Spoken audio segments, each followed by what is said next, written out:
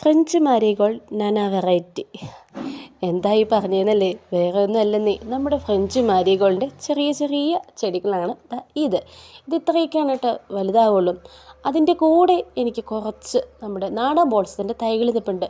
ഒന്നും നോക്കില്ല, പുഴുവിൻ്റെ ആക്രമണത്തിൽ ഒട്ടുമുക്കാലെണ്ണവും തിന്ന് നാശമാക്കിയിട്ടുണ്ട്. ഒരു തളിരിലെങ്കിലും വെച്ചിട്ടുണ്ടായിരുന്നെങ്കിൽ നമുക്കത് പിന്നെയെങ്കിലും കിടിച്ചു കിട്ടും എന്ന് ഓർക്കായിരുന്നു കേട്ടോ. നോക്കി വന്നപ്പോൾ കിട്ടിയത് ഈ ഒരു കുഞ്ഞു പുഴുവിനെയാണ്. ഇവനല്ല എന്തായാലും ഇത്രയും വികൃതികൾ ഒപ്പിച്ചു വെച്ചതെന്ന് ഉറപ്പാണ് കേട്ടോ. അപ്പം പിന്നെ അവൻ ആരാണ്? കണ്ടുപിടിക്കാതെ പറ്റില്ലല്ലോ. നമ്മുടെ ബാക്കി ചെടികളും ഇവൻ തന്നെ മതിയല്ലോ നശിപ്പിച്ച് തീർക്കാൻ വേണ്ടിയിട്ട്. അങ്ങനെ പിന്നെ ഇരുന്നും കിടന്നും തിരിഞ്ഞും മറിഞ്ഞും ഒക്കതാ നോട്ടാണ് കേട്ടോ. എന്ത് ചെയ്താൽ നമുക്ക് ആളെ കണ്ടുപിടിക്കാനായിട്ട് പറ്റിയിട്ടില്ല. തിരിച്ചും മറിച്ചും ഒക്കെ എൻ്റെ മാരിഗോൾഡ് ഒരു വകയാക്കി ഞാൻ കൊടുത്തിട്ടുമുണ്ട് ചെറുതായിട്ട്. പിന്നെ അവർക്കതൊന്നും പ്രശ്നമല്ല കേട്ടോ, മാരിഗോൾഡല്ലേ സംഭവം, നല്ല വേരുണ്ട്, നന്നായിട്ട് പിടിച്ചു കിട്ടിക്കോളും.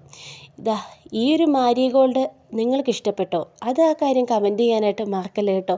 മിക്സഡ് കളേഴ്സാണ് നമ്മൾ ഇതിൽ പാകി നിർത്തിയിരിക്കുന്നത്. അതുകൊണ്ട് തന്നെ കാണുമ്പോൾ തന്നെ ഒരു പ്രത്യേക ഭംഗിയാണ്. നമുക്ക് ഹാങ്ങിങ് ബോട്ടിൽ ഒക്കെ ഈ ഒരു പ്ലാന്റ് സെറ്റ് ചെയ്യാൻ കഴിയുന്നതാണ് കേട്ടോ.